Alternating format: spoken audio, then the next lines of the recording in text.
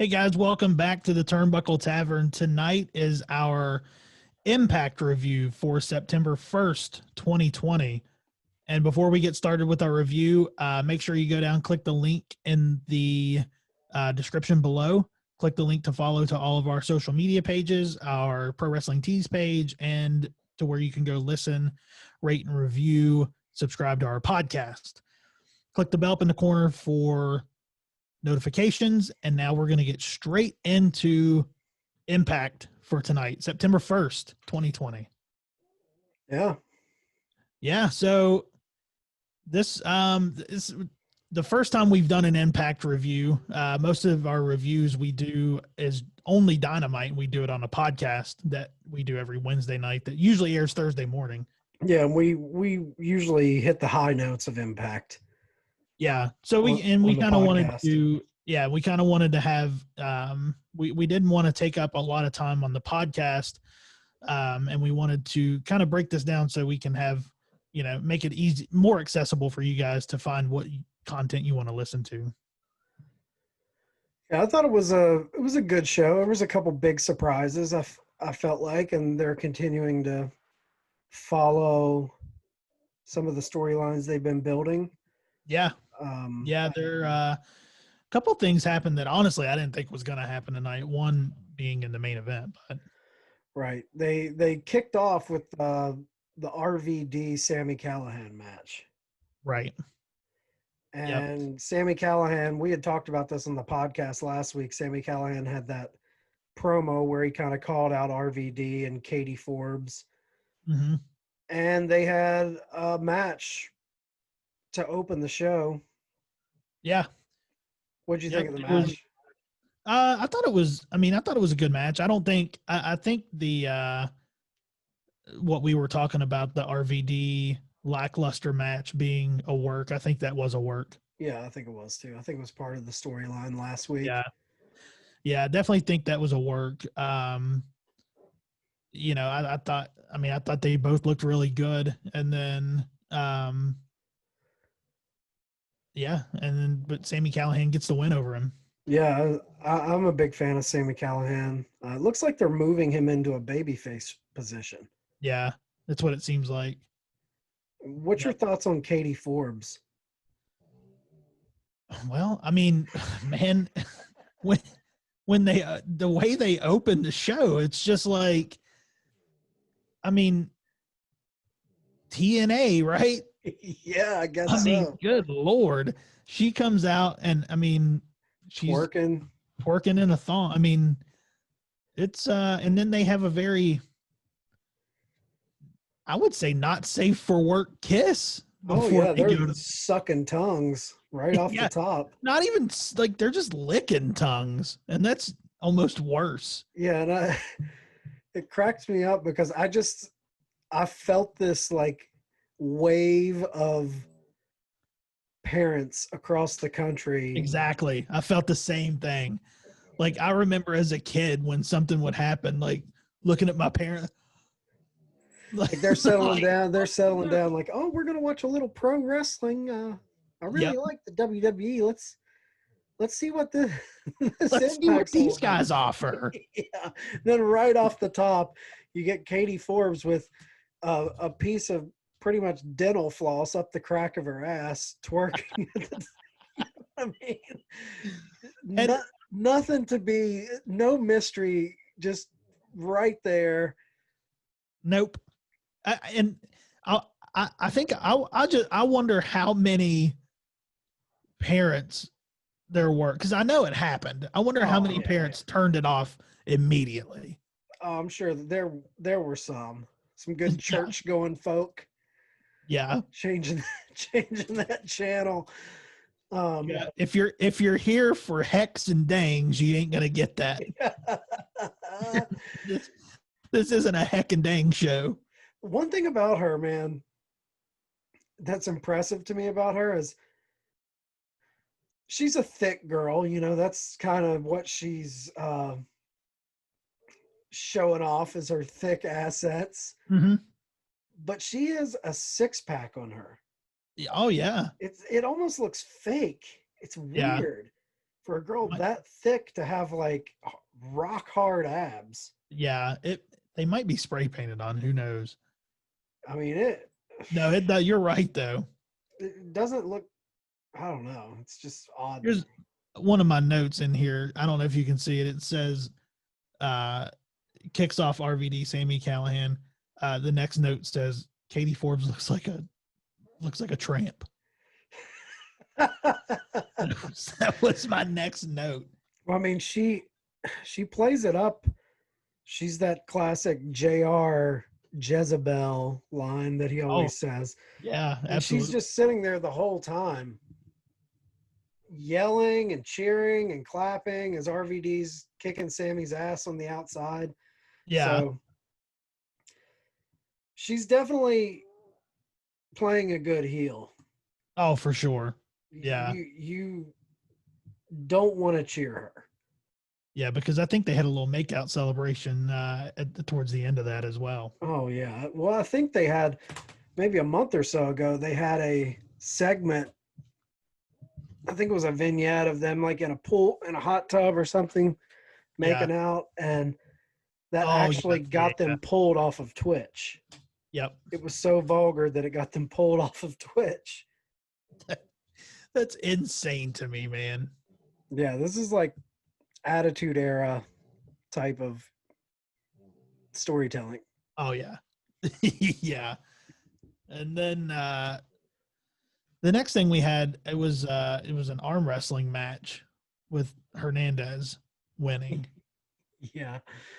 So These little vignettes with Hernandez crack me up because they're always taking bets, and yeah. it's just fun little side story. Yeah, because Reno Scum came in after that, right? Yeah. And said they had a match against Rhino. Right. Yeah. And I think they made a bet on that. He's always making bets. And Hernandez, he's old school TNA. Yeah. He was in LAX. Yeah. Yep. So it's good to see him around, still kind of having a little bit of his own story. And that's one thing that's cool, at least about Impact, is you do feel like even their lower mid-card guys get time. Yeah. There's still story. I would argue that or you could argue the point that some of their main event talent need more time. Oh yeah. I mean, like they're not focusing on those top guys as much because they're spreading the story out to all the talent, which is commendable. Yeah, they definitely don't have a lack of story for the undercard at all. Right. Yeah. The next thing, we had a Wrestle House segment. Now I missed part of this. I had some cable issues and missed part of it. So I read a little bit about what happened. Which one? Because I always mix it up because it all kind of bleeds together in Wrestle House. What part was this? Is this where they set up the Taya Rosemary match? Yeah, where Johnny Bravo kept the truth from Taya. Oh, okay. Yeah. Is this the part where Johnny Swinger's in the room and they try to get Johnny Swinger out? Yes. Yep. He comes out and he's got the paint on. Yeah. Something about that guy, and I'm not the biggest fan of Wrestle House, but some of the shit in Wrestle House pops me hard. And one of the guys that always pops me hard is Johnny Swinger. Yes. Swing Daddy, or yeah. He's hilarious, man. He's hilarious to me. All of his little vignettes and things that he does, they all make me laugh. Yeah. He's something about that guy, just the way his cadence, the things he says, always gets a smile out of me. And I love the line, he said that even Matt Bourne was judging him. Yeah. Which is, if for you guys that don't know, Matt Bourne was the original Doink the Clown. Right, yeah. Yeah. And then we had the second match of the night, which was Reno Scum versus Rhino. Yeah. And, they had said that there was no Rhino or no Heath in the house tonight. Right, and it was going to be pretty much a handicap match because he didn't have a tag team partner. Right. Rhino didn't. And what's your thoughts on the tag team Reno Scum?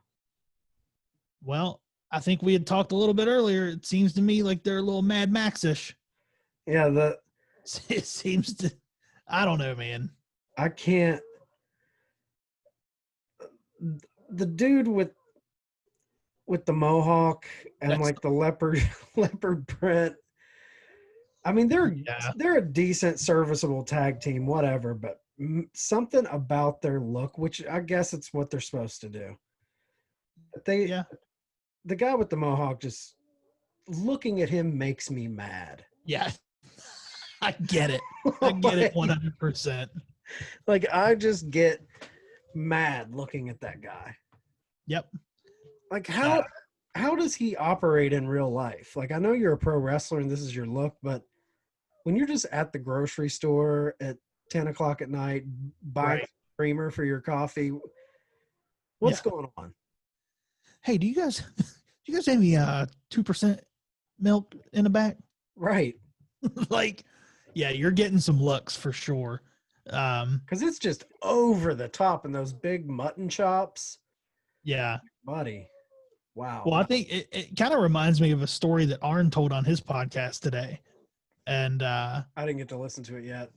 so he just tells a story. He's talking about cashing checks back in the day and how they used to have their working name on the check. Oh yeah, And he was asking, he was like, can you imagine somebody pulling up with a check that says one man gang yeah. on it? right. This guy's got, he said he pulls up in a car and his head sticking out of the top of it. Right. He said, can you just imagine what that would look like? And I think it's kind of the same scenario Oh here yeah. with these guys. Yeah. And I do really like Rhino though. I've always liked Rhino. Yeah. He still looks good. But one thing I wonder, and maybe this is just true with just people in general, but whenever I see older wrestlers who are still in great shape, I mean, Rhino looks great. And this is the case with like Jericho, who's still in great shape, Flair in his days. But it's like as they get older, is it just me? But they just get thick. Oh yeah. You know what I mean? It's not like they don't look fat. It's not like they've put weight on. They just Right. look, there's a quality that older wrestlers take on where it's like their body just gets thick. Yeah. I don't know what it is. You're right though. Just up top. It's all up in Yeah. the top area. Yeah. Yeah. The torso just looks like it just, I don't know. I can't even describe it, but I Maybe it noticed just that with becomes older wrestlers. maybe it just becomes one big muscle at some point. right. It's what it looks like. Yeah, that's what it is. I don't know. So during this match though, it was all Reno scum. And then we had a crew member come out. Yeah. Camera guy. Yeah, and a little camera guy gets some action. And Slides in and it's old Heath. yep, Heath reveals himself. Yep, reveals himself to be old Heath. And then Scott D'Amore, who's kind of head of the company, comes in with some security, Broke it all up. broke it all up. What's he say to Heath? Does he kick him out? I don't remember what he said. I think he kicked him out, but I don't remember what he said. How many times does Heath have to be in a free agent, just give me a job storyline? As good as what he is at his job, at being a professional wrestler, this guy has to fight for a contract more than anybody I know. Yeah. And I'll be honest, like this is one of the few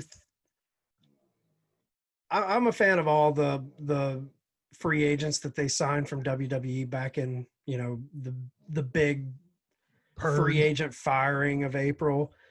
Yeah. But the one that I think they've mishandled is Heath. Because I'm like, dude, you essentially are doing the same gimmick, the same storyline he had in WWE when the WWE draft happened that time. Yep.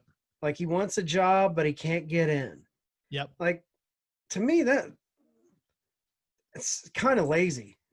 It's lazy, and don't make don't give him that gimmick, man. Let him reinvent himself. Do something different. Like now, this is the one wrestler out of all of them where I feel like he just dropped his last name. He's still Heath. Yep. He's still old baby. You know, he's still got that. Right. Now he's doing the same free agent thing he did in WWE several years prior. I'm like, I would like to have seen him come in with more of an edge and just something different. Well, we're also a month and a half removed from the no compete clause, and he still doesn't have a solid place. Right. And they've been dragging this out since Slammiversary, July 18th. Right. So yeah, we're 6 weeks, I believe. Around 6 weeks is what we're going on.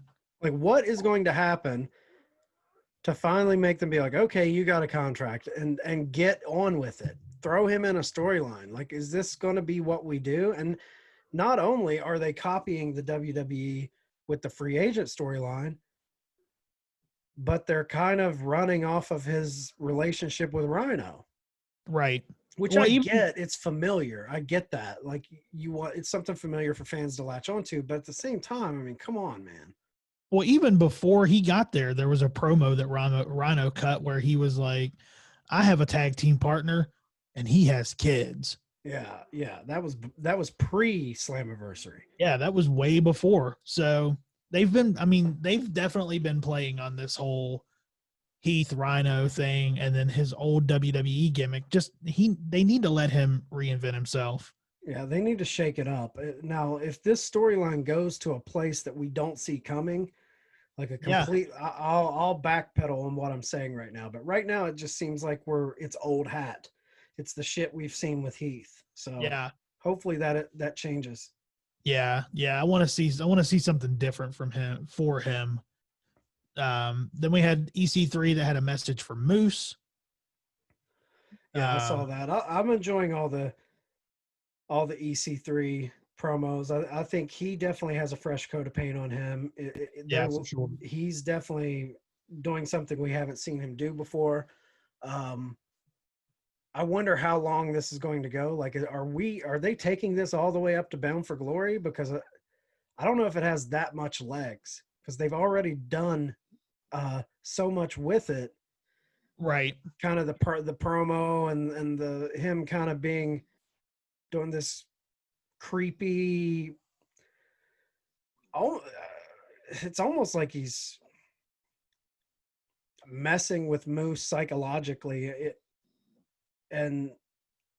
But how long can you go every week doing that? I feel like this storyline, if they're going to take it all the way to Bound for Glory, they have to introduce another wrinkle into the story.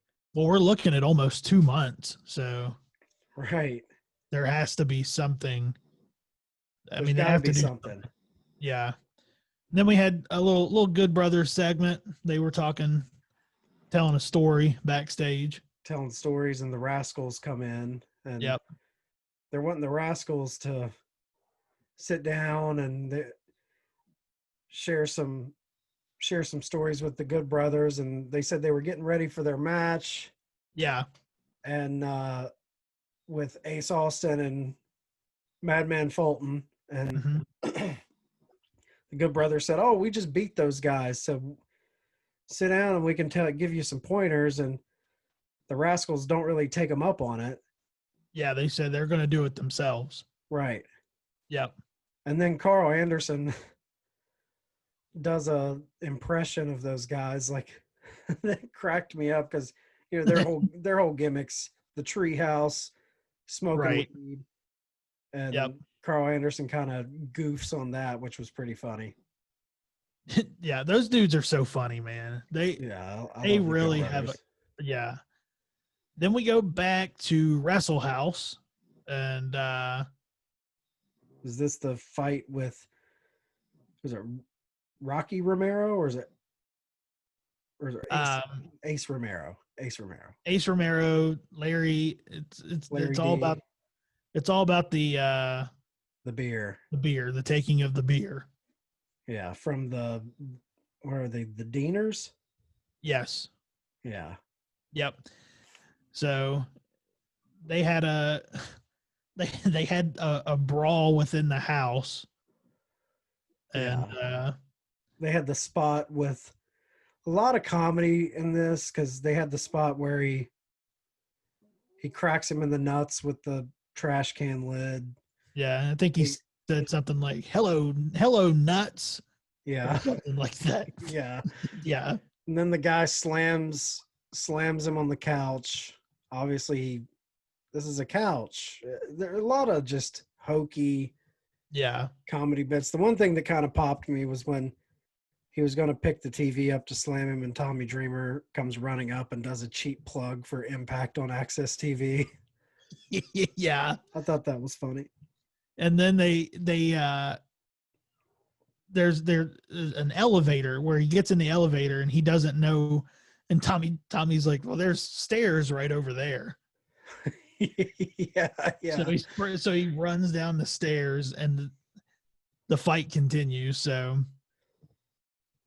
yeah. It seems like all as much as I'm not clicking as much with Wrestle House, there are things that make me laugh, and it does seem like all the guys and girls involved in Wrestle House, you can tell they're having fun shooting it.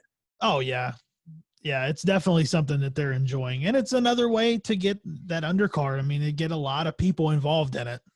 Yeah, I mean Larry D and Romero and the Deaner, I mean, those guys are front and center in that whole thing. So it's Crazy nice. Steve, Crazy Steve, Kylie Ray. Kylie Ray, Yeah, you have a lot of Maya, people. Yeah, Rosemary. I mean, there's a ton of people that are getting a chance to kind of show another side of their characters. right. And then the next thing we had Ace Austin and Madman Fulton versus the Rascals. It's a good match. I'm big on the Rascals and Ace Austin. Yeah. Still kind of filling out Madman Fulton. His hair kind of, I guess I'm revealing myself to have an issue with people's hair on this episode, but those big dreads, I'm like, something about Madman Fulton I haven't completely bought into. He's good, but I just haven't, like, as a character, he hasn't grabbed me yet. But Ace Austin, big fan. I have an issue with anybody that has any type of hair. So yeah, I can see that. No big deal. So the Rascals win the match, and then after the match, we had Motor City Machine Guns come out. Yeah. They came out and they were talking about the open challenge. Yeah, the open challenge they had at Slammiversary. They felt like the Rascals didn't really get to prepare. So right. They're going to offer them the chance to properly prepare for them. And I think that's next week. Yeah. So they were, while they were talking though, then Fulton and Ace attacked the Rascals, and then Motor City Machine Guns come down to help, break that up. And one thing I will say, at first I wasn't a big fan of the tag team belts, but they've actually grown on me. I do like their tag team belts. Yeah, I kind of like them too. Yeah, it's I don't know. They're different, and at first I was indifferent, but now I think I like them. I don't know what it is, but it almost seems like have they altered the belts? Because I'm wanting to say all their belts almost looked like a flat pewter look to them, like they weren't shiny, and now they look shiny. Yeah, I'm not really sure what's going on with their belts. It's like the championship that tonight. Yeah. To me it looked different. I don't know. Yeah, they used to look dull to me, like right. Pictures and stuff, like they didn't have a sheen to them, but now they look, I wonder if they've altered them any. Yeah. Was I just seeing them wrong? I don't know. It seems like they did. Maybe they just cleaned them up. Maybe they just polished them. I don't know. Yeah. Then we see Deonna getting ready for her black tie affair. Yeah, she gets ready, gets some of the people talking shit, being a classic heel. Yep. Then we had Ty Valkyrie and Rosemary in the Wrestle House match. Yeah, so that kind of ends. The big thing with that was it ended with all of them disappearing. Like she gets proposed to by Johnny Bravo, is that his Johnny name? Bravo. Yeah. And then Rosemary gets proposed to by him, and then everyone cheers and they disappear from the Wrestle House wrestling ring. Yeah. It's almost like they were, I don't know, to almost teleported away, maybe. Yeah. Kind of, yeah. So then we had Perazo's Black Tie Affair, which, you know, we all knew what was going to happen with this. Oh yeah. We knew, Shenanigans. yeah, we knew, and it was classic. As soon as she said what, I forget what it was she said, but then Jordan Grace's music hit. And she comes out and she's a little respectful. Yeah. She's talking, enjoy your title reign. Yep. You beat me fair and square. You took me to the limit, et cetera, et cetera. And then before that could really go anywhere, Tennille Dashwood's music hits. That's our first big surprise of the night. Yeah. Yeah. She comes out and she's been there before, right? Right. Yeah. Yeah. So she's been there before. We see her come back out. She's obviously working the heel angle there. Which is odd because right now it's like you've got her as a heel. You've got Deonna as a heel. She was challenging Deonna. Yeah. And obviously, Kylie Ray's got the number one contender spot that she won at Slammiversary. Yep. So she's challenging for the belt, but then Jordan Grace kind of chirps at Tennille. They start going back and forth. Yep. Kind of chaos erupts. Deonna's upset because her Black Tie Affair is getting ruined. Yep. And then all of a sudden, the wrestlers from Wrestle House that teleported, they teleport into the ring. Yeah. This sounds ridiculous. We're talking about pro wrestling and we're talking about teleportation right now. Right. Like, yeah. So, yeah, there you go. So, yeah, so they teleport back in, and Kylie Ray, she is holding the belt and tries to give it back to Deonna. Deonna doesn't take it, so she just lays it down on the apron. Right. So I guess we're going to get a Kylie Ray, Deonna, and then we're going to get Jordan Grace and Dashwood. Yep. Is what it's looking like. Yeah, and then from there, who knows? So well, they still got Taya Valkyrie, who was the longest reigning women's champion in Impact, and she's been in the Wrestle House and kind of taken out of that main event scene in the women's division. So she's always lurking out there. Yeah. And she's back. She teleported back. So right. Then we had Brian Myers was doing his promo, and he's got like a backstage interview, right? Yep, he's doing a backstage interview. He's talking about what was he? He wants to give Willie Mack a chance to shake his hand. Oh yeah, there's a time-honored tradition in pro wrestling where you shake someone's hand, and he's giving him the opportunity for him to shake his hand and say that pretty much he got beat fair and square. Yeah, and that Myers is the better man. Right. It was such a heel. Oh, I love it. Just prick move. He's playing this prick role so well, and I love it. Yeah, out of all of the free agents who came from WWE right now, I mean, I love the Good Brothers, but they haven't been given a ton. I feel like the two people that are really shining out of all those free agents are EC3 and Brian Myers. Oh, hands 100%. 100%. They have given Brian Myers this character, and I love this most professional wrestler character. Yeah, I want to see more. Yeah. Like we've been getting little interviews here and there, and we had a match with Eddie where he accepted the open challenge, and then we had the match with Willie Mack. Yep. But I hope they give him more backstage vignettes, because the vignette that led up to the Moose match. Oh, it was great. Where he dragged the interviewer away. Yeah. Like he's doing such a good job at portraying this character. I've never seen him portray a character like this. And this is back to talking about Heath. I wish Heath would have not played a character like Brian is playing, but went that 180 from what he's used to. Exactly. Yeah, I wish that would have happened. But Brian, back to Brian, he's killing it right now. Yeah, so Moose comes through and interrupts it to ask where EC3 is, and Myers gets pissed. Yeah. Yeah. He gets pissed and he yells at him. Yep. He said, you're going to interrupt me? I'm the most, he said, that is so unprofessional. Yeah. Yeah. And I'm the most professional wrestler. I love it. Yeah. So I'm guessing maybe the wrinkle in Moose and EC3 is Brian Myers.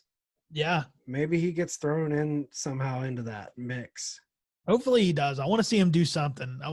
He deserves to be to play more on this character, and I can't wait to see more of this character. I want to see the most professional wrestler hold the world title. Oh, for sure. That's what I want. And, I want that gimmick. If Eddie, spoiler, if Eddie still had it, it would make sense, but you don't want Brian taking it off of a heel. You want him taking it off of a baby face. Right.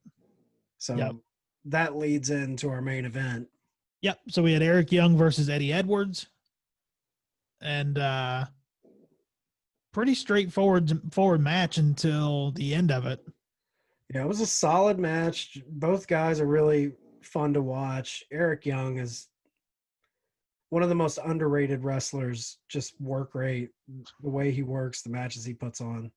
Yeah, one of my favorite things that happened in this match made me kind of laugh a little bit. They were outside and the ref was given the 10 count, and EY looked up at him and told him to shut up. Yeah. He looked, he said, "Shut up." Yeah. So they're calling him the world-class maniac, right? Yeah. So he does the whole move where he takes the belt and you think he's going to use it on Eddie, which makes the ref kind of come face to face with him, grab the belt from him. As the ref is taking the belt to put on the outside of the ring, Eric grabs the hockey mask, decks Eddie with it, then lands a sick pile driver. Yeah. Just a good, clean pile driver. And I thought he was going to kick out. No, I did too. Because I looked down and there were still 3 minutes left. We still had 3 minutes. And I was like, oh, maybe this is, and he didn't. Yeah. And so Eric went over. We had a title change, a new world champion, Eric Young, the world-class maniac. The one thing about the finish that really bothered me was the ref. Yeah. This is a world title match. He just slid in for that count like he didn't give two shits. There was no energy. There was no this is a title on the line. It was just like a very half-hearted 3 count. Yep. Like, man, bring some energy to it, bud. Yeah, he had no energy to it. No energy. Yeah. New champ. Yeah. But yeah, overall decent night of wrestling on Impact. Yeah. Yep. And then the last thing we saw at the end was Moose finding EC3's room that had all of his pictures and everything. The stalker room where he's been watching him and stalking him, and he grabbed the picture. He said, "This is from today." Yeah. Yeah. Starts pulling it all down. Then he eventually pulls the cork boards down, and there's a sign on the back that says, "You have been warned." Yeah. Which I guess is slowly becoming EC3's calling card, I guess. Yeah. Yeah. He had he had that on there, and then he had a little tag on it that said "Psycho Boy." Yeah. Yeah. So I'm excited to see what happens with that too, and to see if possibly we get a little Brian Myers thrown in there. Yeah. Hopefully he kind of injects himself into that storyline. If they're going to take it to Bound for Glory, they need something. Yeah, because again, we're almost 2 months away. Right. Yeah. So good night. Yeah. We'll see what happens next week. See see what unfolds in the Impact Wrestling world. Yeah, absolutely. So I think that kind of wraps up this review of that. If you guys like the review, let us know in the comments. And if there's anything you want to see with the review, if there's anything that we can do to make it better, let us know in the comments. Give us all your feedback.